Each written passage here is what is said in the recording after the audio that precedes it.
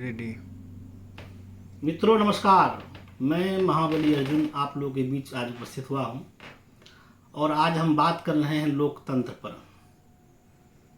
यूँ तो हमारे देश के 75-76 साल बीत गए लोकतंत्र का, और अभी हमें बहुत कुछ लोकतंत्र को मजबूत करने के लिए करना है।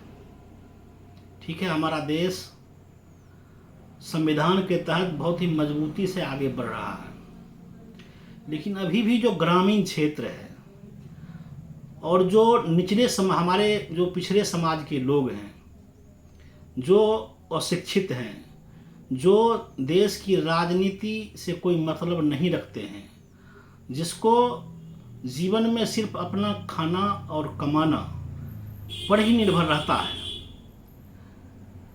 जिनका जीवन, ऐसे लोगों तक भी लोकतंत्र की मजबूती की बात पहुँचे और उनको यह एहसास हो जो हमारा यह देश हमारे एक वोट से, हमारे निर्णय से चलता है। और हम जब वोट करते हैं तो कोई आदमी जब चुन के जाता है तो वही इस देश को चलाने का काम करता है। हमारे कई एक अभी तक चुनाव हुए हैं, लोकसभा का हो, विधानसभा का हो, पंचायत स्तरीय चुनाव हो, सभी में हम देखते हैं कि बहुत लोग कंफ्यूज रहते हैं हम अपना मुद्दा क्या बनावें, किस आधार पर हम वोट करें। तो मित्रों, मैं आज कहना चाहूँगा आपको, जो जागरूकता तो सरकार हर एक चुनाव से पहले करती है। आप हर एक आदमी मतदान केंद्र पर जाकर वोट करें और अपने चहेते उम्मीदवार को चुनें। लेकिन मित्रों, इस देश की तरक्की, इस देश की आर्थिक स्थिति, इस देश का रक्षा क्षेत्र सब कैसे मजबूत हो, इसको ध्यान में रखते हुए अगर हम वोट करते हैं, अगर हम किसी पार्टी को सपोर्ट करते हैं, किसी लीडर को सपोर्ट करते हैं, तो अभी जो हमारा देश और वैश्विक जो अभी स्थिति है, उसमें एक आवश्यकता समझ में आती है।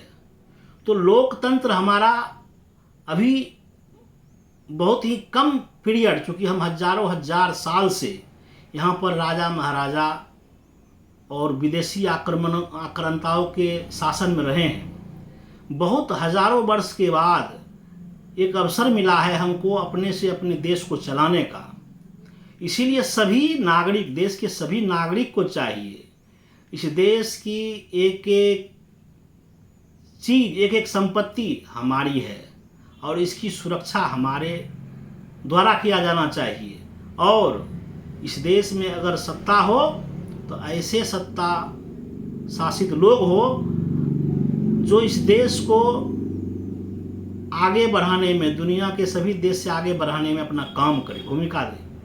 मित्रों, जैसा कि हम अभी देखते हैं, लोग किसी जाति के नाम पर, किसी धर्म के नाम पर और कहीं न कहीं क्षेत्रवाद, बहुत ढंग के एक मुद्दा लेकर आते हैं। लेकिन आपको यह जानकर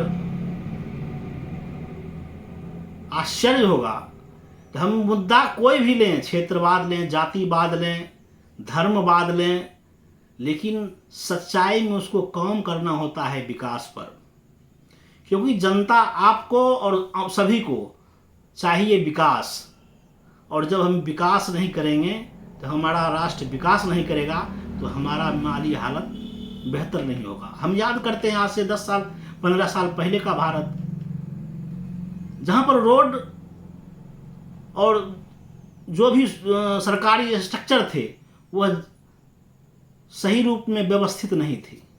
अभी जो हम देखते हैं, हाईवे बेहतर बन गया है, रेलवे का सुविधा बढ़िया हो गया है, हवाई यात्रा का सुविधा बढ़िया हो गया है, हर एक घर की तक पहुंच हो गया है सरकार की योजनाओं का। इससे हमें यह एहसास होता है कि अगर अच्छी सरकार आती है तो हमें ग्रामीण क्षेत्र तक हमारा सुदृढ़ होता है, मजबूत होता है। और इसीलिए लोकतंत्र की यही खूबसूरती है। कोई राजतंत्र में ऐसा सपना नहीं देख सकता था। राजतंत्र में जनता को ये अधिकार कहने का नहीं था जो हमारे घर में अगर खाना नहीं है तो इसके लिए राजा जिम्मेदार है।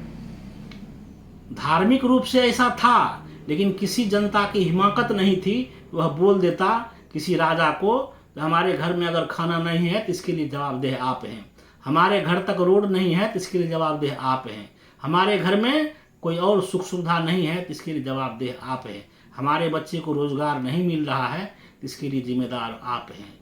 ये इसीलिए हो पा रहा है, इसीलिए आम जनता, ग्रामीण क्षेत्र से लेकर शहरी क्षेत्र जनता इसीलिए कह पा रही है क्योंकि अब राजतंत्र नहीं है, अब लोकतंत्र है। और इस लोकतंत्र में आपके द्वारा आपके ही भाई, आपके ही भतीजे, आपकी ही बेटी कहीं इस सत्ता पर बैठते हैं और इस देश को चलाने का काम करते हैं। और उसको मालूम होता है अगर हम बेहतर काम नहीं करेंगे, जो जनता हमको यहाँ बैठाई है उसको हमको हटा भी सकती है। और आपको भी यह अधिकार हर वक्त रहता है जो हम उस सत्तासीन लोगों को बार बार अपनी मांगों को रखते रहें और इस देश की तरक्की कैसे हो, हमारी माली हालत कैसे सही हो, इस पर भी हम सरकार को आगाह करते रहें। ये लोकतंत्र की खूबसूरती है और खुशबू है। इसलिए हमें लोकतंत्र को मजबूती से जीना होगा, लोकतंत्र को हमें मजबूती से अपने आत्मसात करना होगा, लोकतंत्र को ईमानदारी से पालन करना होगा। आज हम भ्रष्टाचार पर बात करते हैं, आज हम जगह जगह भाई और जाति में विवाद देख रहे हैं। ये सब को दूर करना होगा और लोकतंत्र को मजबूत करना होगा ताकि भारत एक विकसित राष्ट्र बन सके। हम यही चंद शब्दों के साथ अपनी बातों को विरामता हूँ। जय हिंद, जय भारत, नमस्कार।